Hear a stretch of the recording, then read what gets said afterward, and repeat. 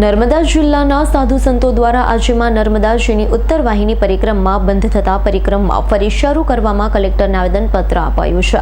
નર્મદા પરિક્રમા પુનઃ શરૂ કરવામાં નહીં આવે તો જલદ આંદોલનની ચીમકી આપી છે। કલેક્ટરને આવેદન આપતા જણાવ્યું છે કે નર્મદા જિલ્લામાં પૌરાણિક ઉત્તર વાહિની પરિક્રમા સદીઓથી ચાલતી આવે છે।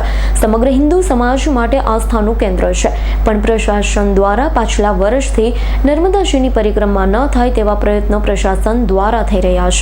ગત વર્ષે પણ પ્રશાસન દ્વારા યેનકેન પ્રકારે પરિક્રમામાં હેરાનગતિ કરવામાં આવી હતી।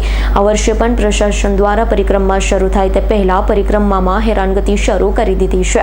ત્યારબાદ સાધુ સંતો અને હિન્દુઓ દ્વારા વિરોધ થતા પરિક્રમા શરૂ કરવામાં આવી હતી। ગત 29/4/2024ના રોજ સરદાર ડેમમાંથી પાણી છોડવાનું બહાનું આગળ ધરી પરિક્રમા પર પ્રતિબંધ લાદવામાં આવ્યો હતો। ગુજરાતમાં હિન્દુઓના ધાર્મિક ઉત્સવો, પરિક્રમા, હિન્દુના ધાર્મિક આયોજનમાં પ્રશાસન દ્વારા યેનકેન પ્રકારે પ્રતિબંધો લાદી હિન્દુઓને પ્રતાડિત કરવામાં આવી રહ્યા છે।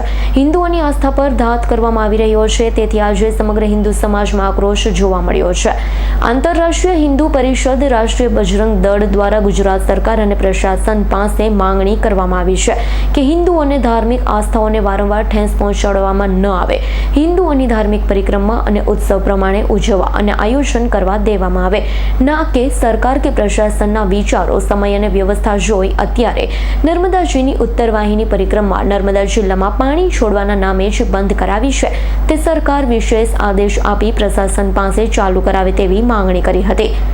જણાવ્યું છે કે આંતરરાષ્ટ્રીય હિન્દુ પરિષદ, રાષ્ટ્રીય બજરંગ દળ, નર્મદા જિલ્લા દ્વારા નિર્ણય સાંખી લેવામાં આવશે નહીં।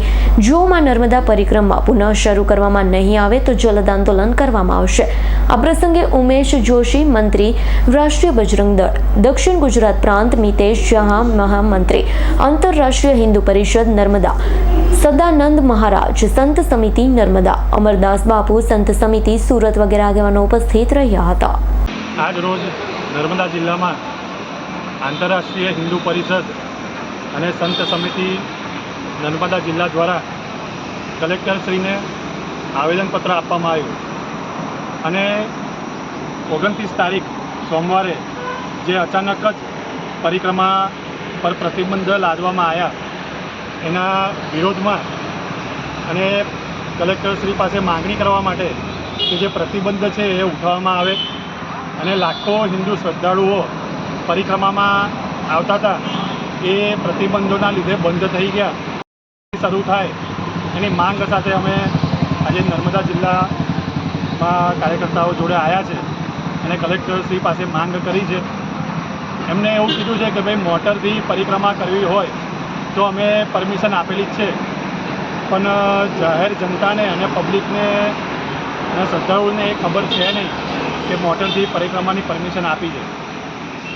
અમારો સ્પષ્ટ એક જ વાત હતી, ઉપર આઘાત સમાન છે। કરોડો લાખો હિન્દુઓની ધાર્મિક આસ્થાને ચોટ પહોંચી છે, એ ખૂબ જ દુઃખનો વિષય છે। આજે અમે અનુભવી રહ્યા છે કે સંપૂર્ણ તાનાશાહી પ્રકારનું જે વર્તન છે એ જ પ્રશાસન દ્વારા કરવામાં આવી રહ્યું છે। કોઈપણ પ્રકારની રજૂઆત નહીં કરવી અને નહીં સાંભળવી એ સ્પષ્ટ વિષય છે। આજે થોડા સમયથી પ્રશાસન બધી વ્યવસ્થાઓ માટે પ્રશાસન ઇન્વોલ્વ આ પરિક્રમામાં થતું હતું, પણ આજે વર્ષોથી પરિક્રમા ચાલતી આવતી હતી તો પરિક્રમાની અંદર ફક્ત નાવડીઓથી જ પરિક્રમા લોકો પાર કરતા હતા। તો અમે માંગણી પણ કરી કે ભાઈ નાવડીઓ ચાલુ થાય અને નાવડીઓથી પણ પરિક્રમામાં ચાલુ રહે, તો એવી માંગણી અમે નર્મદા કલેક્ટર શ્રી પાસે કરેલી છે। હવે આગળ જોઈએ કે પ્રશાસન કેટલી માંગણીઓને ધ્યાનમાં આપે છે। જય શ્રી રામ। નર્મદા જિલ્લા સંત સમિતિ દ્વારા કલેક્ટરશ્રીને આજે અમે મળવા આવ્યા હતા અને કલેક્ટરશ્રી આ બાબતની અંદર ખરેખર ઘણી વખત ઘણા વિષયોમાં અંજાનો એવું લાગ્યું કે મોટર માર્ગે પરિક્રમા ચાલુ છે, પરંતુ વાવડી ચોકડી, રોણ ચોકડી, સમાજા ચોકડી, આ અનેક ચોકડી ઉપર તમામ રસ્તાઓ બ્લોક કરવામાં આવે છે। એ શાયદ કલેક્ટરશ્રી પણ જાણતા નથી, માટે અમે કલેક્ટરશ્રીને આ વાતે માહિતગાર કરવામાં આવ્યા હતા। હજારો શ્રદ્ધાળુ પરેશાન થાય છે। માં નર્મદાજીના આસ્થા, શ્રદ્ધા અને ઉલ્લાસથી લોકો દૂર દૂરથી સ્નાન કરવા આવે છે, પરંતુ સ્નાન પણ કરવા દેતા નથી। એ ખરેખર જિલ્લાના વરિષ્ઠ અધિકારીઓ અજાણ હોય એવું અમને જણાયું, જેથી અમે આજે રજૂઆત કરવા આવ્યા હતા। અમારા બરોડાથી અમારા અધિકારીઓ પણ આવ્યા હતા અને અમે સૌએ નર્મદા જિલ્લા સંત સમિતિ તરફથી કલેક્ટરશ્રીને તમામ પરિસ્થિતિથી વાકેફ કર્યા હતા. સદાનંદજી મહારાજ, સંત સમિતિ નર્મદા જિલ્લો. દીપક જગતાપનો રિપોર્ટ S9 ન્યૂઝ રાજપીપળા. અમારી તમામ માહિતીથી અપડેટ રહેવા માટે જોડાયેલા રહો S9 ન્યૂઝ સાથે.